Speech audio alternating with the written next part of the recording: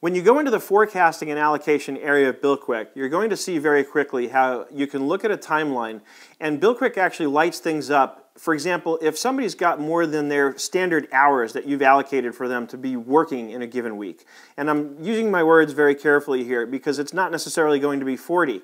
For a given employee, I can set their standard hours to be whatever I think it needs to be. So if I've got a part-time employee, I can say this employee's standard hours for a week are, let's say, only 25. Whatever I've set as that threshold, if an employee has gone over or is even getting close to that limit, when I look at my allocation screen, it's going to light up those boxes in bright red. So I can quickly and very visually see exactly when I've got a potential problem area in terms of resource management on a project.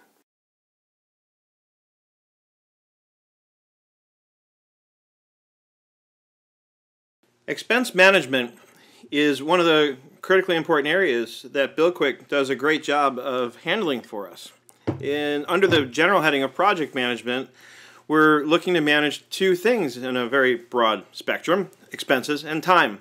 Right? That's what it really boils down to when we're managing a project. We have to manage the timeline on what's being done and when and by whom, and we have to manage the expenses. So we're going to look at the expense management part first because that's pretty simple and straightforward. Then we'll get into the time management, and it's not so much that time management is complicated, it's just that there's more to do with it, and there's so much more that BillQuick does with time management that if your experience is anything like mine when I started getting into this and learning how it worked, you're going to be blown away by what you can do with BillQuick and how to manage the time and who's doing what and when and who might be overburdened and who might be underburdened. So let's take a look, for starters, at the expense management area. Let's go into a project. And I'm in the architect's sample data now. Previous to this, we were looking at the sample accountant company. But for project management purposes, the architect data just lends itself more to really my being able to show you so much of what it can do that's so powerful. So we're going to pick on Staples Center as the example. And if I go up here to the Account tab, you'll see that I have expenses here. I have my expenses at cost. Billable is what I'm expecting to be able to bill those expenses out to clients at. And that way you can see right here at a glance if my cost exceeded my billable. That could be a problem that we'd want to look into. The nice thing about this is linked. So I can click on this and it takes me right in to the expense log. Now, mind the scroll bar here to the right. I got tripped up on this a couple of times, but there's a lot of data in here that's not clear. It's not visible to the eye. It sort of scrolls you down to the bottom when it takes you in there initially. And you'll notice that I've got my columns laid out. As you've seen in previous videos, we have a field chooser here, which is where we can choose exactly which columns we're able to see. So if you're doing this on your own and following along and you don't see all the columns, make sure that you click on the field chooser here so that you can select the same columns that I've got selected to view. Now notice the cost amount here is not totaled, and that's the amount that would tie into this $489.98. So if you want to get a quick gauge on what that is, or for that matter verify that the information does in fact tie out, you can click this link down here that says Send to Excel. And I'll just overwrite the existing expense log that I've got there.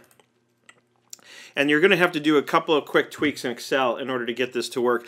When data is exported to Excel from most databases, it comes in kind of a generic format, so Excel doesn't necessarily recognize that it's a number. So if we go to the Data tab here and we choose Text to Columns, all we really need to do is go Fix With, Next, and click anywhere way out here where it's not going to cut anything off.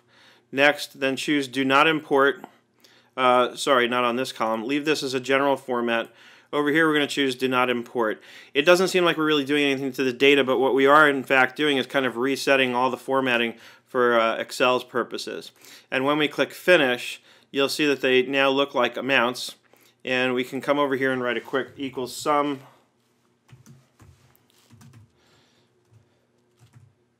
And then get the total for the column here.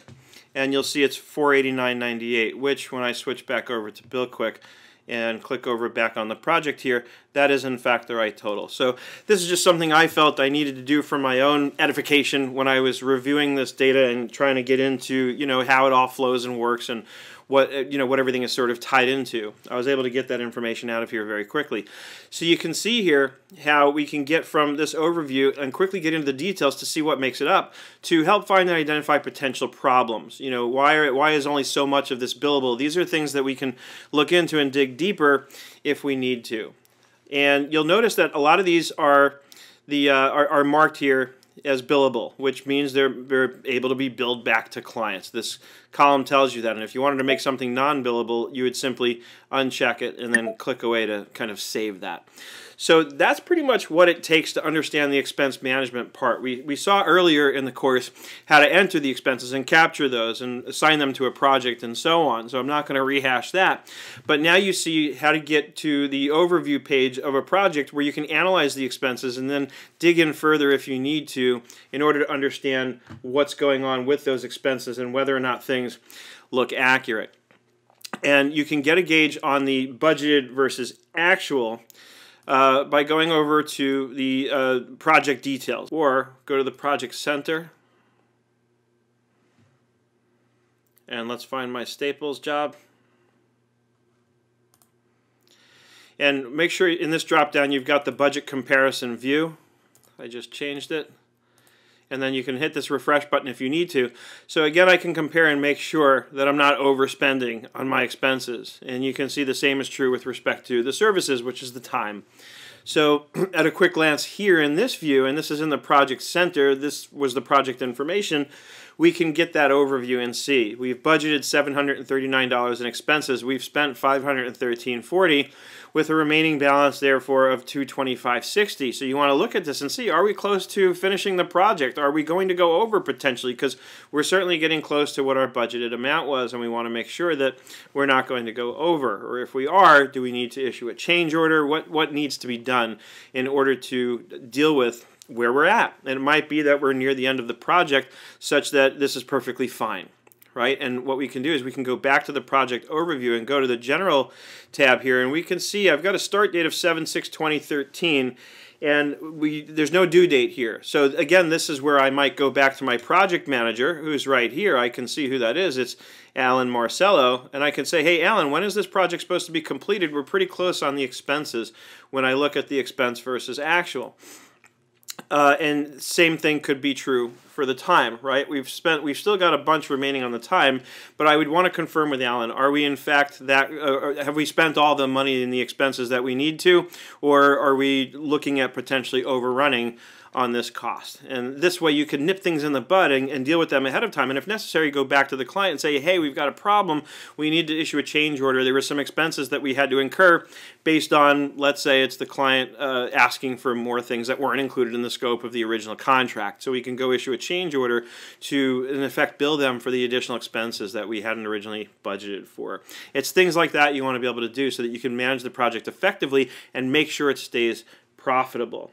So review this, make sure you can open up in your own BillQuick company file and follow along what I've done here with respect to the expenses. And then when you're ready to, you can pause the video now. When you're ready to move on to the second segment, which is, I think, the really exciting part, where we're going to look at the resource allocation, the allocation and forecasting part of the project management area in BillQuick. So excited to show you this because it's so cool, it's so powerful what this can do. So just make sure you're caught up with what I've gone over so far, and when you're ready to move on to the next segment.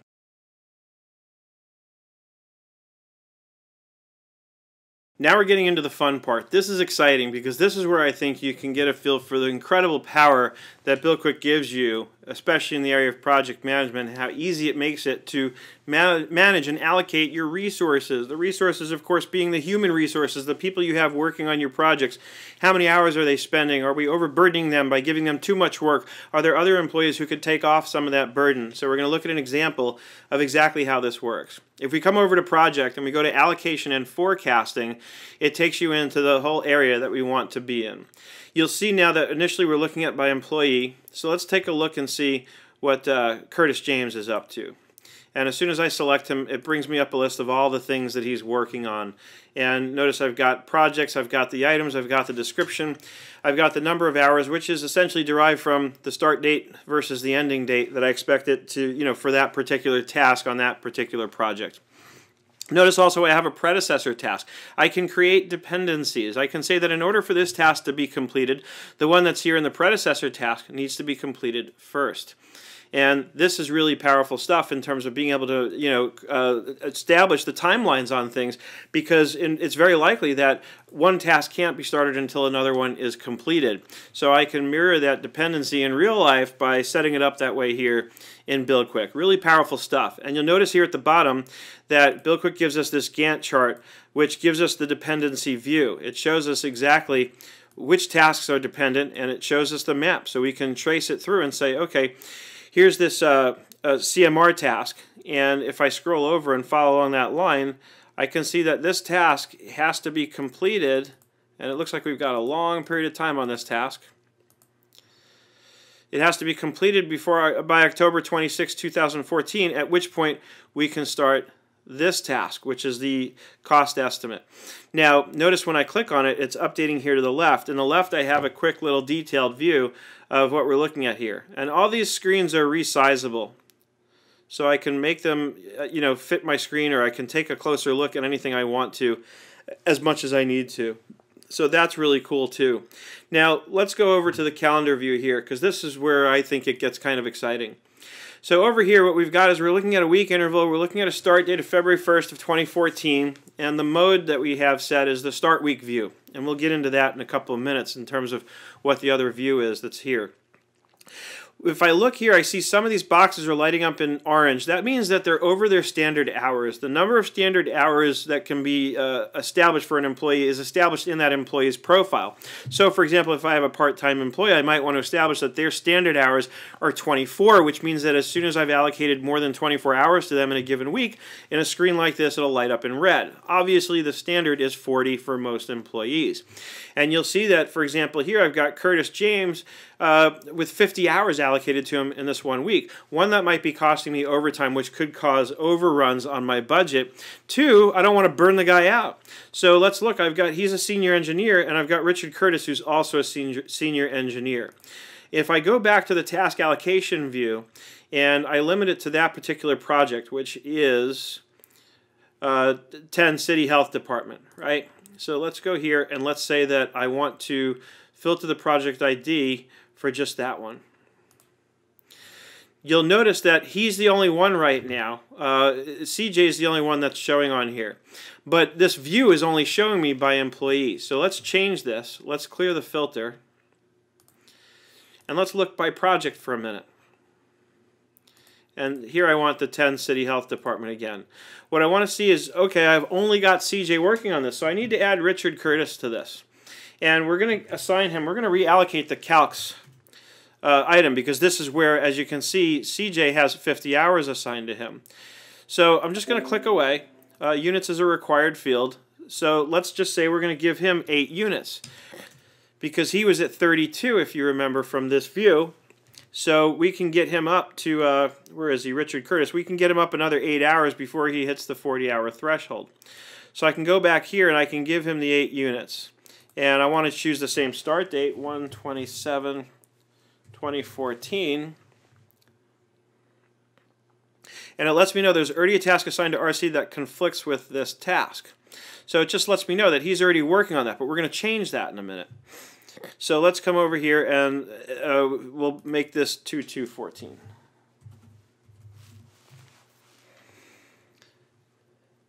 Then what we're going to do is we're going to click away, and let's go back to the calendar view. Because now what happens is I've got Richard Curtis here, and I've got to refresh this.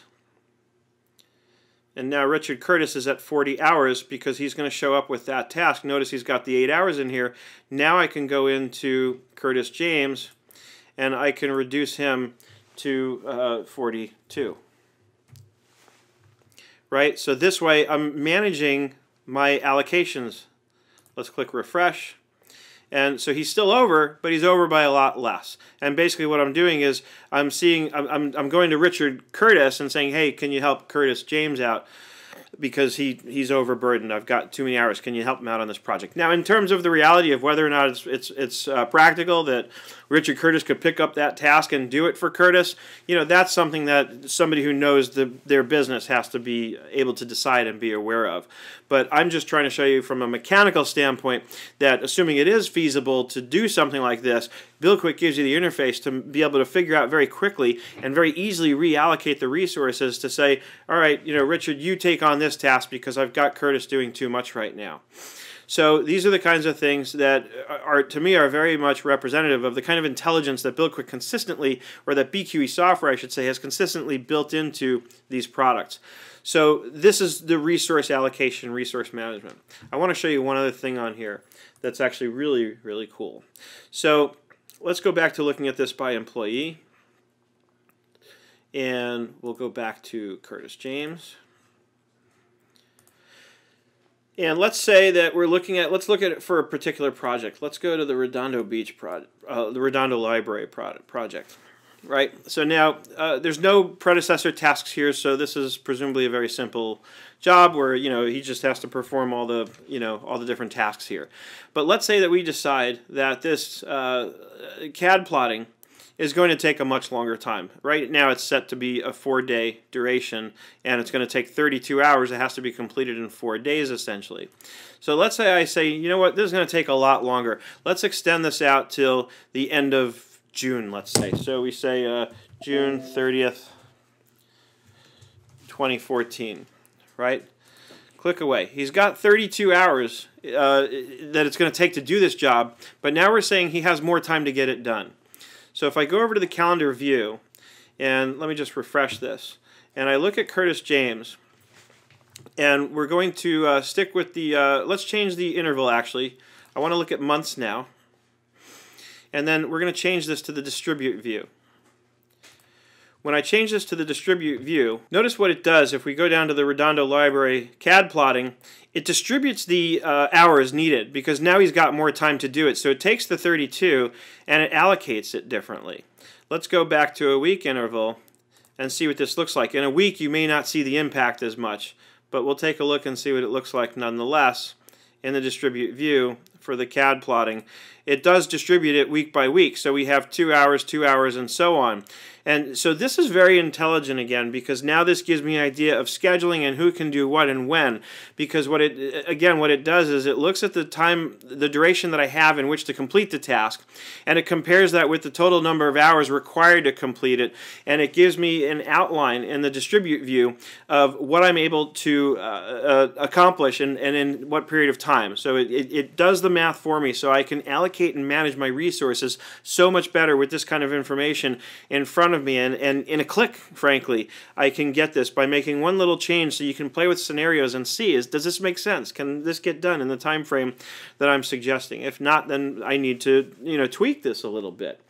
So this to me is the kind of intelligence you have. Now mind you, if you run BillQuick on a SQL server, which you have two choices when you set up your database, you can either run it on an Access database or run it on a SQL server. To run it on a SQL server, you have to install that on your computer, but you'll have more options in here that I don't have, because in this example I'm showing you I'm running it off of an Access database. On the SQL server, you'll have still more options in terms of allocating and forecasting. And speaking of forecasting, let's take a look at one other option here. If I look at this by project and amount now instead of by employee and hours. Let's do that. So now what it's showing me is, based on the time allocated and based on the billing schedule, fee schedule, based on all the information collectively, BillQuick is now showing me at a weekly interval what my projected, what my forecasted amounts are. Right, so it's showing the actual, it's showing the scheduled, and it's breaking it down week by week for me. Again, with one little drop, what we have here really, what BillQuick has done is it has taken the concept of a pivot table in Excel and provided us with that same sort of capability here in the screens that it gives us without us having to know how to do pivot tables. So by changing one little option in a drop-down, I get a really informative point of view of my project and what it looks like from the dollars and cents side of things. Notice the plus signs on the left. I can break this down and now see by employee what the amounts are based on what's scheduled and what's actual. The scheduled amount, of course, as you can see, is what's actually going to show up out here. So the actual is what we've truly incurred to date. So again, really, really important intelligence to be able to have this information at a glance at my fingertips. Let's change the view to a month view.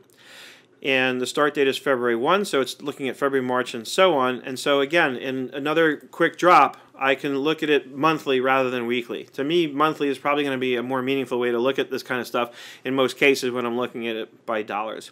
So again, I can get an idea of what my forecast looks like.